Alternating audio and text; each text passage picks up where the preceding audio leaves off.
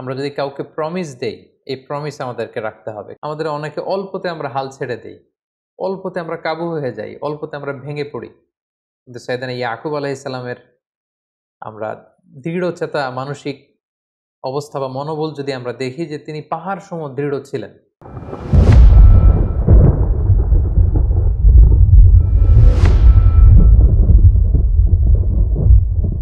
আসসালামু আলাইকুম ওয়া রাহমাতুল্লাহি ওয়া বারাকাতুহু। নাহমাদুহু ওয়া নুসাল্লি আলা রাসূলিহিল কারীম। আম্মা বা'দু ফাআউযু বিল্লাহি মিনাশ শাইতানির রাজীম। বিসমিল্লাহির রহমানির রহিম। সাইয়্যিদুনা ইয়াকুব আলাইহিস সালাম কালামুল্লাহ মাজিদে বর্ণিত ২৫ জন নবীর মধ্য থেকে তিনি অন্যতম একজন নবী। ইয়াকুব আলাইহিস সালাম ছিলেন সাইয়েদনা ইসহাক আলাইহিস সালামের সন্তান এবং সাইয়্যিদুনা ইউসুফ আলাইহিস সালামের সম্মানিত পিতা। ইয়াকুব আলাইহিস সালাম তিনি কানাআনে জন্মগ্রহণ করেন এবং যুবক বয়সে তিনি কানাআন থেকে ইরাকের হাররানে চলে যান এবং সেখানে যে ওনার মামার সাথে সে এলাকাতে তিনি বসবাস শুরু করেন। প্রথমে তিনি তার বড় মামাতো বোন লাইয়াকে বিয়ে করেন, তারপরে তার ছোট মামাতো বোন রাহিলকে বিয়ে করেন। তখনকার সময়ে সেই শরীয়তে একই সাথে দুই বোনকে একসাথে বিয়ে করা যেত, কিন্তু আমাদের শরীয়তে কিন্তু এটি করা যায় না। তো সেই শরীয়তে একসাথে দুই বোনকে স্ত্রী হিসেবে রাখা যেত। পরবর্তীতে তাওরাতে একই সাথে দুই বোনকে বিয়ে করে স্ত্রী হিসেবে রাখাকে নিষিদ্ধ ঘোষণা করা হয়েছে। সেদিন ইয়াকুব আলাইহিস সালামের উপাধি ছিল ইসরাইল, মানে আল্লাহর বান্দা। আর ওনার বংশধরদেরকে বলা হয় বানি ইসরাইল। বানি ইসরাইল নামে কালামুল্লাহ মাজিদে একটি সূরা রয়েছে, স্বতন্ত্র সূরা, যেটি কালামে হাকিমের ১৭তম সূরা। আল্লাহ তাআলা কালামুল্লাহ মাজিদের বিভিন্ন আয়াতে বানি ইসরাইলদেরকে অ্যাড্রেস করে অনেক কথা বলেছেন। যেমন সূরাতুল বাকারার ৪০ নম্বর আয়াতে আল্লাহ তাআলা বলেছেন, ইয়া বানি ইসরাইল আযকুরু নি'মাতি আল্লাতী আন'আমতু আলাইকুম ওয়া আউফু বিআহদি উফি বিআহদিকুম ওয়া ইয়্যায়া ফারহাবুন। অর্থাৎ হে ইসরাইলের সন্তানেরা, অর্থাৎ ইয়াকুবের যে সন্তানেরা বানি ইসরাইল, তোমরা আমি আল্লাহর দেয়া নেয়ামতকে স্মরণ করো এবং আমি যে নেয়ামতকে তোমাদের উপর পরিপূর্ণ করেছি, আমার সাথে তোমরা যে ওয়াদা দিয়েছো, এগুলোকে তোমরা পূর্ণ করো আর আমাকে তোমরা ভয় করো। এভাবে বিভিন্ন আয়াতে আল্লাহ তাআলা বনি ইসরাইলকে অ্যাড্রেস করেছেন। সাইয়েদনা ইয়াকুব আলাইহিস সালামের সর্বমোট ১২ জন পুত্র সন্তান ছিল। ওনার দ্বিতীয় স্ত্রী রাহিলের গর্ভে জন্ম নেন সাইয়েদনা ইউসুফ আলাইহিস সালাম এবং ইউসুফ আলাইহিস সালামের ছোট ভাই বেনিয়ামিন। এ দুজন ছাড়া বাকি সব সন্তানেরা অন্যান্য স্ত্রীদের গর্ভজাত সন্তান। এবং এই ১২ জন সন্তান থেকেই কিন্তু মূলত বানি ইসরাইলের ১২টি যে উপশাখা বা ১২টি গোত্রের কথা আমরা শুনে থাকি, এগুলো বেসিক্যালি ইয়াকুব আলাইহিস সালামের ১২ সন্তানের মধ্য দিয়ে এই ১২টি উপশাখা তৈরি হয়েছে। সূরা আরাফে আল্লাহ তাআলা ইরশাদ করছেন, ওয়াকাত্তা'নাহুম ইসনাতাই আশরাতা আসবাতান উমামা। অর্থাৎ আমি বানি ইসরাইলকে ১২টি ভাগে ভাগ করেছি। পুরো বানি ইসরাইলের মধ্যে মোট ১২টি উপশাখা বা ১২টি গোত্র ছিল। তাছাড়া সাইয়েদনা মূসা আলাইহিস সালাম মিশর থেকে বানি ইসরাইলের সবাইকে নিয়ে যখন ফিলিস্তিনের দিকে যাচ্ছিলেন, তখন পানির প্রয়োজন হচ্ছিল। তিনি আল্লাহ তাআলার কাছে পানির জন্য দোয়া করলেন যে, আল্লাহ আপনি আমাদেরকে পানির ব্যবস্থা করে দিন। আল্লাহ তাআলা তখন মূসা আলাইহিস সালামকে বললেন, হে মূসা, তুমি লাঠি দিয়ে পাথরে আঘাত করো, ফানফাজারাত মিন হুসনাতা আশরাতা আইনা। এবং লাঠির এক আঘাতে পাথরটি ভেঙে ১২টি টুকরা হলো, আর এই ১২টি টুকরা থেকে সেখান থেকে ১২টি ঝর্ণা প্রবাহিত হতে শুরু করলো। এবং কদ আলিমা কুল্লু উনাসিম মাশরাবাহুম, আল্লাহ তাআলা বললেন প্রতিটি গোত্র, বানি ইসরাইলের যে ১২টি গোত্র আছে, প্রতিটি গোত্র কে কোন পানির ফোয়ারা থেকে পানি পান করবে সেটা সেটেল করে দেয়া হলো এবং সেখান থেকে ১২টি গোত্র পানি সংগ্রহ করতে লাগলো। তাহলে এই আয়াত থেকে বোঝা যাচ্ছে বানি ইসরাইলের মধ্যে সব মিলে উপশাখা বা গোত্র ছিল মোট ১২টি। তারা ১২টি উপশাখায় মূলত বিভক্ত ছিল। আল্লাহর নবী সাইয়েদনা ইয়াকুব আলাইহিস সালামের সাথে ইসলামের যে ৩টি পবিত্র মসজিদ, মসজিদুল হারাম, মসজিদে নববী এবং মসজিদুল আকসা, এই মসজিদুল আকসা বা বাইতুল মুকাদ্দাস কিন্তু ওতপ্রোতভাবে জড়িত। কারণ সাইয়েদনা ইয়াকুব আলাইহিস সালাম নিজ হাতে এই মসজিদুল আকসার পুনর্নির্মাণ করেছিলেন। ঘটনাটি ছিল এমন, সাইয়েদনা ইয়াকুব আলাইহিস সালাম যখন কানাআন থেকে যৌবন বয়সে যুবক অবস্থায় ওনার মামার এলাকা হাররানে যেতে চাইলেন, তখন সফর যখন শুরু করলেন, পথিমধ্যে এক জায়গায় রাত্রি হয়ে গেল। তিনি সেখানে একটি পাথরের উপর মাথা রেখে ঘুমিয়ে পড়লেন এবং ঘুমে তিনি চমৎকার একটি স্বপ্ন দেখলেন। এই পুরো স্বপ্নের বিবরণ বিভিন্ন ইসরায়েলি বর্ণনাতে এসেছে যে তিনি স্বপ্নে দেখলেন আকাশ থেকে ফেরেশতারা ওঠানামা করছে আল্লাহ তাআলা ওনাকে নবী হিসেবে অ্যাপয়েন্ট করছেন, প্রত্যাদেশ করছেন, আর জানাচ্ছেন যে হে ইয়াকুব, আমি নেয়ামত দিয়ে তোমার জীবনকে ধন্য করব, তোমাকে অনেক সন্তান সন্ততি দেব, তোমার যুরিয়া, তোমার বংশধর তারা গোটা বিশ্ব ছড়িয়ে পড়বে, এবং তোমার বংশধরদেরকে আমি এই ল্যান্ডের মালিক বানাবো। সাইয়েদনা ইয়াকুব আলাইহিস সালামের চমৎকার স্বপ্নটি দেখে তিনি ঘুম থেকে জাগলেন। ঘুম থেকে জেগে উনি অত্যন্ত খুশি মনে একটি মানত করলেন। তিনি নিয়ত করলেন যে এই জায়গাটিতে আমি একটি আল্লাহর ঘর বানাবো, একটি এবাদতখানা বানাবো। এটার নাম তিনি দিতে চাইলেন বাইতুইল, মানে বাইতুল্লাহ, আল্লাহর ঘর, যেখানে লোকজন আল্লাহ তাআলার ইবাদত করবে। তিনি মানত করলেন যে এখানে একটি আল্লাহর ঘর বানাবো, পাশাপাশি আল্লাহ তাআলা আমাকে যে রিজিক দিবে, যে রুজি দিবে, তা থেকে আমি 1/10 অর্থাৎ 1/10 আল্লাহ তাআলার রাস্তায় দান করব। যদি হাররান থেকে আমি আবার আমার ভূখণ্ড, আমার জন্মস্থান কানাআনে সহি সালামতে কখনো ফিরে আসতে পারে, আমি এই কাজ দুটি করব। এবং তিনি যেই প্রতিশ্রুতি আল্লাহ তাআলাকে দিয়েছেন তিনি সেটাই করেছিলেন। তিনি এই জায়গা থেকে প্রস্থান করবার সময় এই জায়গাটিকে, এই লোকেশনটিকে যাতে তিনি ভুলে না যান, তিনি পাথরের মধ্যে এক ধরনের চিহ্ন দিয়ে গেলেন। এবং প্রায় ২০ বছর পরে তিনি যখন হাররান থেকে আবার আল্লাহ তাআলার আদেশে কানাআনে ফিরে আসলেন, তিনি তার মানত পূর্ণ করলেন। তিনি ঠিক ওই জায়গাটিতে যেয়ে পাথরের মধ্যে যে তিনি চিহ্ন বা দাগ দিয়ে এসেছিলেন, সেই দাগটি তিনি খুঁজে পেলেন এবং সেখানেই তিনি একটি মসজিদ নির্মাণ করলেন। আর এই মসজিদটি হচ্ছে মূলত বাইতুল মাকদাস বা মসজিদুল আকসা। ইয়াকুব আলাইহিস সালামের এই পুনর্নির্মাণের প্রায় ১০০০ বছর পর সাইয়েদনা সুলাইমান আলাইহিস সালাম এই মসজিদুল আকসা আবার পুনর্নির্মাণ করেন, এবং আজও ইতিহাসের বা কালের সাক্ষী হয়ে এই মসজিদুল আকসা বা পবিত্র মসজিদ আজও ফিলিস্তিনের ওই ভূখণ্ডে এটা রয়েছে।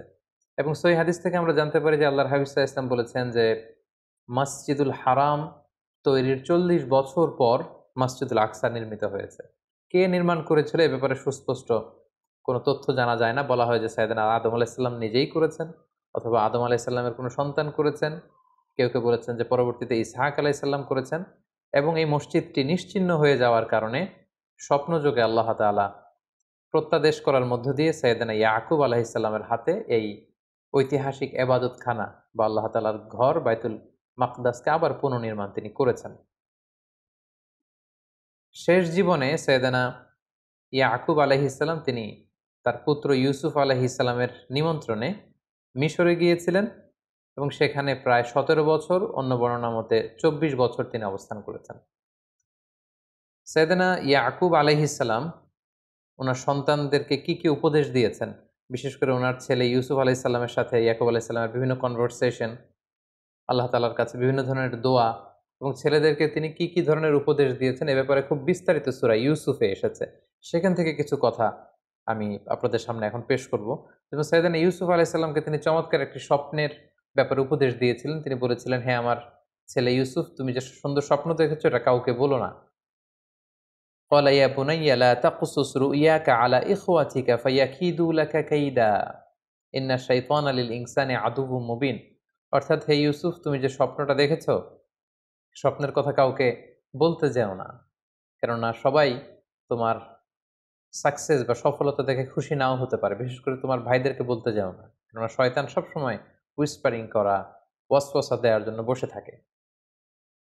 তাছাড়া সূরা ইউসুফে আমরা সাইয়েদনা ইয়াকুব আলাইহিস সালামের চমৎকার ধৈর্যের কিছু নমুনা দেখতে পাই। আমরা সেখানে দেখেছি যে ওনার প্রাণপ্রিয় পুত্র ইউসুফ আলাইহিস সালামকে যখন ওনার থেকে সরিয়ে নেওয়া হলো, বিচ্ছিন্ন করে দেয়া হলো, এবং তিনি ইউসুফ আলাইহিস সালামের জন্য কাঁদতে কাঁদতে অস্থির হয়ে পড়লেন, কিন্তু ওই কঠিন মুহূর্তেও কিন্তু তিনি ধৈর্যহারা হয়ে যাননি। তিনি অত্যন্ত ধৈর্যশীল ছিলেন, এবং ওনার বিখ্যাত কথা যে ফাসবরুন জামিল, আমি উত্তম ধৈর্য ধারণ করলাম, এই কথাটি কিন্তু সরাসরি আল্লাহ তাআলা কালামুল্লাহ মাজিদে কোট করেছেন। পাশাপাশি দুর্ভিক্ষের কবলে পড়ে খাদ্যশস্য সংগ্রহের জন্য সাইয়েদনা ইয়াকুব আলাইহিস সালাম ওনার ছেলেদেরকে যখন মিশরে পাঠান, তখন তিনি ছেলেদেরকে সাবধানতা অবলম্বন এবং আল্লাহ তাআলার উপর ভরসা রাখবার জন্য উপদেশ দিয়েছিলেন। এই কথাটিও সূরা ইউসুফে খুব চমৎকারভাবে উদ্ধৃত হয়েছে। وقال يا بني لا تدخلوا من باب واحد وادخلوا من أبواب متفرقة। তিনি ছেলেদেরকে বললেন যে, হে আমার সন্তানেরা, তোমরা মিশরের যে খাদ্যশস্য সংগ্রহের জন্য যাবে, তোমরা সবাই মিলে একটা দরজা দিয়ে মিশরে প্রবেশ করবে না। একটা এন্ট্রেন্স বা প্রবেশ পথ দিয়ে তোমরা মিশরে ঢুকবে না। তাহলে তোমাদের চেহারা, তোমাদেরকে একসাথে দেখে সবাই বুঝে ফেলবে যে তোমরা একই এলাকার লোক।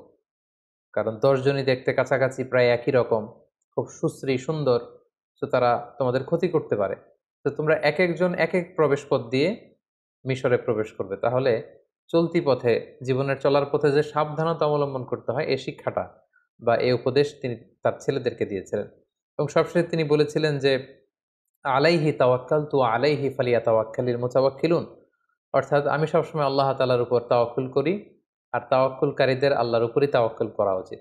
তার মানে তার ছেলেরা খাদ্যশস্য সংগ্রহের জন্য যে মিশরে গিয়েছে, সেখানে যেন সার্বিক পরিস্থিতিতে আল্লাহ তাআলার উপর তারা যেন তাওয়াক্কুল করে, এই উপদেশটি কিন্তু তিনি তার ছেলেদেরকে দিয়েছিলেন।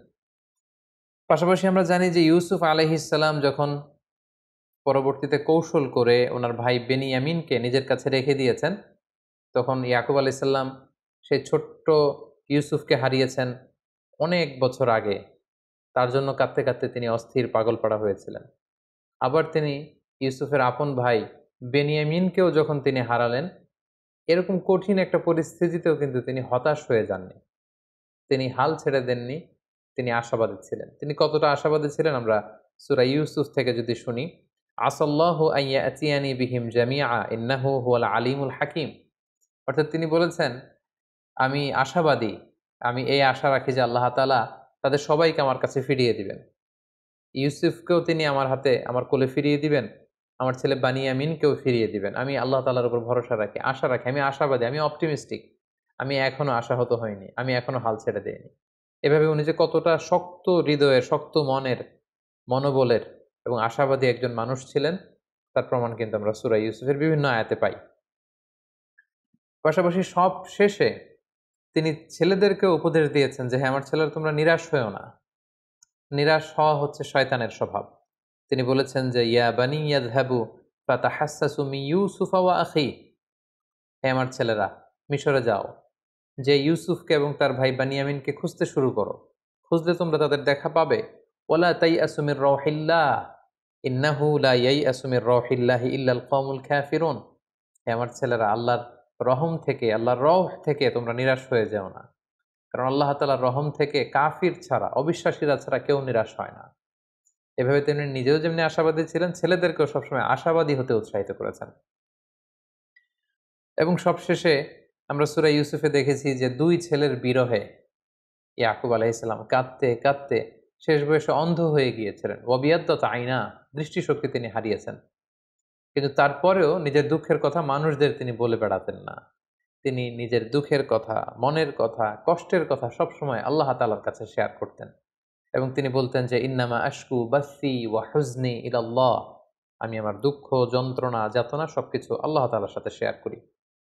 অবশেষে সাইয়েদানা ইয়াকুব আলাইহিস সালামের জীবনে এই দীর্ঘ পরীক্ষা শেষে আল্লাহ তাআলা ইউসুফ আলাইহিস সালামকে সাইয়েদানা ইয়াকুব আলাইহিস সালামের কোলে তিনি পাঠিয়ে দেন। এবং বাবা এবং ছেলের মিলিত হবার সে দৃশ্য যে কত সুন্দর ছিল, তারা কিভাবে যে একে অপরের সাথে মিলিত হয়েছেন, এই কথাগুলো কালামুল্লাহ মাজিদের সূরা ইউসুফে খুব চমৎকারভাবে স্থান পেয়েছে। এবং সপরিবারে সাইয়েদানা ইউসুফ আলাইহিস সালাম, ইয়াকুব আলাইহিস সালাম এবং ওনার বংশের সবাইকে তিনি ইজিপ্টে ইনভাইট করেছেন।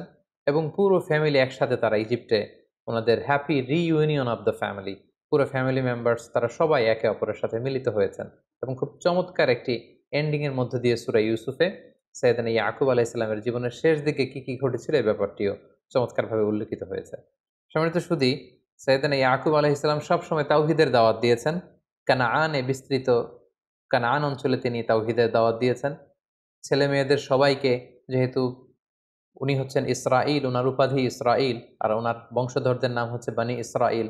এবং আমরা জেনেছি ইতিমধ্যে যে উনার ১২ জন সন্তান ছিল, তাদের অনেক সন্তান, সন্ততি, নাতি, নাতনি, বিশাল একটি গোষ্ঠীর তিনি জনক ছিলেন। ফলে তাদের সবাইকে তিনি তাওহীদের, রিসালাতের এবং আখিরাতের দাওয়াত দিয়েছেন। তাওহীদের শিক্ষা, রিসালাতের শিক্ষা, আখিরাতের শিক্ষা কিন্তু ছেলেমেয়ে এবং পুরো বংশধরদের সবার মাঝে তিনি রোপণ করে দেওয়ার চেষ্টা করেছেন। এবং সেদিন ইয়াকুব আলাইহিস সালাম ইন্তেকালের আগে তার ১২ ছেলেকে এবং পুরো বংশধরদের সবাইকে একসাথে বসিয়ে তিনি কমিটমেন্ট নিয়েছেন, প্রমিস করিয়েছেন যে তোমরা বলো আমার ইন্তেকালের পরে তোমরা কার ইবাদত করবে। আমার জীবদ্দশায় তোমরা যেমনি এক আল্লাহ তাআলার ইবাদত করো, আল্লাহ ছাড়া কারো সামনে মাথা নত করো না, আমি চলে যাওয়ার পরেও কি তোমরা সে আল্লাহর ইবাদত করবে? আমাকে কথা দাও, আমাকে ওয়াদা করো। এবং এই কথাটি আল্লাহ তাআলা সূরাতুল বাকারার ১৩৩ নম্বর আয়াতে চমৎকারভাবে বলেছিলেন যে, ইয ক্বালা লিবানিহি মা তা'বুদুনা মিন বা'দি। হে নবী, স্মরণ করুন সে সময়ের কথা যখন ইয়াকুব তার ছেলেদেরকে জিজ্ঞেস করল যে, মা তা'বুদুনা মিন বা'দি, আমার ইন্তেকালের পরে তোমরা কার ইবাদত করবে? ক্বালু না'বুদু ইলাহাকা ওয়া ইলাহা আবাইকা ইব্রাহিমা ওয়া ইসমাঈলা ওয়া ইসহাকা ইলাহা ওয়াহিদা ওয়া নাহনু লাহু মুসলিমুন। সাইয়েদনা ইয়াকুব আলাইহিস সালামের সব ছেলেরা এক বাক্যে বলে উঠল যে, হে বাবা, এখন যেমনি আমরা এক আল্লাহর ইবাদত করি, আপনার ইন্তেকালের পরেও আপনার রব, আমাদের দাদা ইসমাঈলের রব, আমাদের পূর্বপুরুষ ইসহাক, ইব্রাহিম, তাদের যে রব, এক আল্লাহ তাআলার ইবাদত আমরা করব। ওয়া নাহনু লাহু মুসলিমুন, আর আমরা আল্লাহ তাআলার কাছে আত্মসমর্পণকারী হিসেবেই থাকব। বিভিন্ন ঐতিহাসিকগণ উল্লেখ করেছেন, ইউসুফ আলাইহিস সালামের আমন্ত্রণে সাইয়েদনা ইয়াকুব আলাইহিস সালাম যখন কানান থেকে মিশরে যান, তখন ওনার বয়স ছিল ১৩০ বছর। মিশরে যেয়ে তিনি আরও অবস্থান করেন ১৭ বছর। মোট ১৪৭ বছর আল্লাহর পয়গম্বর সাইয়েদনা ইয়াকুব আলাইহিস সালাম হায়াত পেয়েছেন এবং ১৪৭ বছর বয়সে তিনি ইন্তেকাল করেছেন। পরবর্তীতে সাইয়েদনা ইয়াকুব আলাইহিস সালামকে কানাআনে অর্থাৎ ফিলিস্তিনে কবর দেয়া হয়, যেখানে ওনার পিতা ইসহাক আলাইহিস সালামের কবর রয়েছে এবং ওনার দাদা সাইয়েদনা ইব্রাহিম আলাইহিস সালামের কবর রয়েছে, যেটিকে বর্তমানে খালিল সিটি বলা হচ্ছে ফিলিস্তিনের হেব্রনে। ঠিক সেখানে সাইয়েদনা ইসহাক আলাইহিস সালাম এবং আল্লাহর খালিল ইব্রাহিম আলাইহিস সালামের পাশে শুয়ে আছেন সাইয়েদনা ইয়াকুব আলাইহিস সালাম। সম্মানিত সুধী, এ পর্যায়ে আমরা সাইয়েদনা ইয়াকুব আলাইহিস সালামের জীবনী থেকে কি শিখলাম, এরকম কিছু লাইফ লেসন যেগুলো আমাদের সারা জীবন কাজে লাগতে পারে, এরকম কয়েকটি লাইফ লেসন শেয়ার করব। প্রথম যে ব্যাপারটি আমরা শিখতে পেরেছি সেটা হচ্ছে, আমরা যদি কাউকে প্রমিস দেই, এই প্রমিস আমাদেরকে রাখতে হবে, কারণ বিশ্বাসীরা হচ্ছে প্রমিস অ্যাটেন্টিভ। আমরা যদি সাইয়েদনা ইয়াকুব আলাইহিস সালামের জীবনের দিকে খেয়াল করি, তাহলে দেখব যে কানান থেকে হারানে যাওয়ার সময় তিনি সুন্দর একটা স্বপ্ন দেখেছিলেন রাতে, এবং ঘুম থেকে জেগে তিনি আল্লাহকে প্রমিস করেছেন যে, আল্লাহ, আমি যদি আবার কানানে ফিরতে পারি, এই লোকেশনে আমি একটি মসজিদ বানাবো এবং আমার যে রুজি উপার্জন রিজিক তুমি দিয়েছ, তা থেকে ১/১০ আল্লাহর রাস্তায়, তোমার রাস্তায় আমি দান করব। এবং সেটাকে কিন্তু তিনি পূর্ণ করেছেন। ২০ বছর পরে আবার হাররান থেকে তিনি যখন কানানে ফিরে এসেছেন, তিনি নিজ হাতে ঠিক ওই জায়গাটাতে যেখানে তিনি পাথর দিয়ে চিহ্ন এঁকে দিয়েছিলেন, ওই জায়গায় একটি মসজিদ তিনি নির্মাণ করে তিনি তার কথা রেখেছেন এবং আজীবন তিনি তার উপার্জিত সম্পদের মধ্যে থেকে ১/১০ আল্লাহ তাআলার রাস্তায় দান করেছেন। তাহলে আমরা বুঝলাম যে মানত যদি আমরা করি, এটাকে পূর্ণ করতে হয়।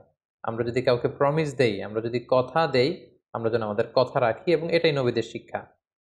দ্বিতীয় যে ব্যাপারটি আমরা শিখি সেটা হচ্ছে, সাইয়েদনা ইয়াকুব আলাইহিস সালাম ছিলেন এ রোল মডেল অফ ফাদার। একজন আদর্শ পিতার কিরকম বৈশিষ্ট্য থাকতে পারে সেটা আমরা দেখেছি সূরা ইউসুফে, যে ওনার একটা ভিন্ন ধরনের প্যারেন্টিং স্টাইল ছিল। আমরা সূরা ইউসুফের বিভিন্ন জায়গায় দেখেছি যে তিনি ইয়াকুব আলাইহিস সালাম ওনার সন্তানদেরকে বিভিন্ন সময়ে যাকে যখন যে ধরনের উপদেশ দেয়া দরকার, ঠিক সে ধরনের উপদেশ কিন্তু তিনি দিতেন। তিনি ইউসুফ আলাইহিস সালামকে এক ধরনের উপদেশ দিয়েছেন, বানিয়ামিনকে তার মতো করে উপদেশ দিতেন, এবং অন্যান্য বাকি ১০ জন ছেলেকেও নানা সময় নানা ধরনের উপদেশ দিতেন, যেটাকে বলা হয় আত-তারবিয়া আল ইসলামিয়া। সন্তানদেরকে ইসলামী তারবিয়াত, ইসলামী আখলাকের মধ্য দিয়ে বেড়ে ওঠানোর জন্য, তাদেরকে গঠন করবার জন্য বাবার পক্ষ থেকে এই ধরনের প্যারেন্টিং, গুড প্যারেন্টিং, যেখানে ইসলামী তারবিয়া থাকবে, ইসলামী টিচিং থাকবে, ইসলামিক লেসন থাকবে এবং ইসলামিক পার্সপেক্টিভ থেকে বিভিন্ন ধরনের উপদেশ থাকবে, সেটি কিন্তু আমরা সাইয়েদনা ইয়াকুব আলাইহিস সালামের জীবনী থেকে দেখতে পাই। ৩ নাম্বার যে শিক্ষাটি আমরা পাই সেটা হচ্ছে আনশেকেবল ট্রাস্ট অন আল্লাহ। আল্লাহ তাআলার উপর ওনার দৃঢ় বিশ্বাস সবসময় ছিল। তিনি যত বিপদেই পড়েন না কেন, যতই তিনি চিন্তিত বা বিচলিত হন না কেন, সবসময় তিনি আল্লাহ তাআলার উপর ট্রাস্ট রেখেছেন। তিনি বলতেন যে, ইন্নামা আশকু বাসি ওয়া হুজনি ইলাল্লাহ, আমি আমার দুঃখ, কষ্ট, যন্ত্রণা আমি আল্লাহ তাআলার সাথে শেয়ার করি। সম্মানিত সুধী, আমরা জানি যে আমাদের জীবনে অনেক আপস অ্যান্ড ডাউনস থাকে, জীবনের ওঠানামা এটা থাকবেই, দুঃখ কষ্ট। ইন্নামা আল উসরি ইউসরা, কষ্টের সাথে স্বস্তি থাকে, স্বস্তির সাথে কষ্ট থাকে, এই দুঃখ কষ্ট এটা থাকবেই। কিন্তু আমাদের জীবনে দেখা যায় যে আমাদের জীবনে কোনো কষ্ট বা দুঃখের সম্মুখীন আমরা হলেই, কোনো সমস্যা হলেই সর্বপ্রথম আমরা সেটা ফেসবুকে শেয়ার করে দিই। সর্বপ্রথম সেটা আমার বন্ধুর সাথে আমি শেয়ার করি, অন্যান্যদের সাথে শেয়ার করি। নবীদের অভ্যেস ছিল, ওনাদের জীবনে কোনো কষ্ট দুঃখ আসলে সর্বপ্রথম ওনারা আল্লাহ তাআলার সাথে শেয়ার করতেন। কারণ তিনিই পারেন আপনাকে বিপদ থেকে উদ্ধার করতে। আল্লাহ তাআলাই পারেন আপনাকে এই মুসিবত থেকে রেহাই দিতে। তাই সাইয়েদনা ইয়াকুব আলাইহিস সালামের জীবনী থেকে আমরা শিখতে পারি যে আমরা আমাদের সমস্যা জীবনে যখন আসবে, যখন ফেস করব, কখন কখনো যদি বিপদে আমরা পড়ি, সর্বপ্রথম বন্ধুর সাথে শেয়ার করার আগে, ফেসবুকে শেয়ার দেওয়ার আগে আমরা সর্বপ্রথম আল্লাহ তাআলার সাথে শেয়ার করব। ৪ নাম্বার যে শিক্ষাটি আমরা সাইয়েদনা ইয়াকুব আলাইহিস সালামের জীবনী থেকে পাই সেটা হচ্ছে ধৈর্য ধারণ করা, patience. A true Muslim always remain patient. আমরা জানি একজন প্রকৃত বিশ্বাসী সবসময় ধৈর্যশীল হয় এবং আল্লাহ তাআলা বলেছেন যে ওয়াবাশশিরিস সাবিরিন, হে নবী আপনি বিশ্বাসীদেরকে, যারা ধৈর্যশীল এরকম বিশ্বাসীদেরকে আপনি সুসংবাদ দান করুন। সাইয়েদনা ইয়াকুব আলাইহিস সালামের জীবনের প্রতিটি পর্যায়ে তিনি ধৈর্যশীল ছিলেন। প্রথমে সাইয়েদনা ইউসুফ আলাইহিস সালামকে হারালেন। তিনি প্যানিক না হয়ে তিনি বললেন ফাসবরুন জামিল, আমি ধৈর্য ধারণ করলাম। বানিয়ামিনকে যখন হারালেন তখনও ধৈর্য ধারণ করে বললেন যে আল্লাহ তাআলা সবাইকে ফিরিয়ে নিয়ে আসবে। তাই ধৈর্য ধারণ করা, এই গুণটি যেন আমরা আমাদের জীবনে আত্মস্থ করতে পারি। ৫ নম্বরে যে শিক্ষাটি আমরা পাই সেটা হচ্ছে আশাবাদী হওয়া বা অপটিমিস্টিক হওয়া। আমাদের অনেকে অল্পতে আমরা হাল ছেড়ে দেই, অল্পতে আমরা কাবু হয়ে যাই, অল্পতে আমরা ভেঙে পড়ি। কিন্তু সাইয়েদনা ইয়াকুব আলাইহিস সালামের আমরা দৃঢ়চেতা মানসিক অবস্থা বা মনোবল যদি আমরা দেখি যে তিনি পাহাড় সম দৃঢ় ছিলেন। যত বিপদই আসুক না কেন তিনি কিন্তু হাল ছেড়ে দেননি। তিনি আশাবাদী ছিলেন। বারবার ছেলেদেরকে বলেছেন, যাও তোমার ভাইদেরকে খোঁজো, বেনিয়ামিনকে পাবে, ইউসুফকে পাবে। লা তাইয়াসু মির রাহিল্লাহ, আল্লাহর রহম থেকে নিরাশ হয়ো না। বিশ্বাসীরা কখনো নিরাশ হয় না, বিশ্বাসীরা সবসময় আশাবাদী হয়। পাশাপাশি তিনি বলেছেন আসাল্লাহু আইয়াতিয়ানি বিহিম জামিআন। তিনি বলেন যে তোমরা আশা ছেড়ে দিতে পারো কিন্তু আমি ইয়াকুব আশাবাদী। আল্লাহ তাআলা নিশ্চয়ই আমার সন্তান ইউসুফকে এবং বেনিয়ামিনকে আমার কাছে তিনি আবার আমার কোলে তিনি ফিরিয়ে দেবেন। এভাবে তিনি সবসময় অপটিমিস্টিক এবং আশাবাদী একজন মানুষ ছিলেন। সবশেষে যে শিক্ষাটি আমরা সাইয়েদনা ইয়াকুব আলাইহিস সালামের জীবনী থেকে পাই সেটা হচ্ছে আল্লাহ তাআলার উপর তাওয়াক্কুল করা। যে কোনো পরিস্থিতিতে বিপদে আপদে তাওয়াক্কুল করা।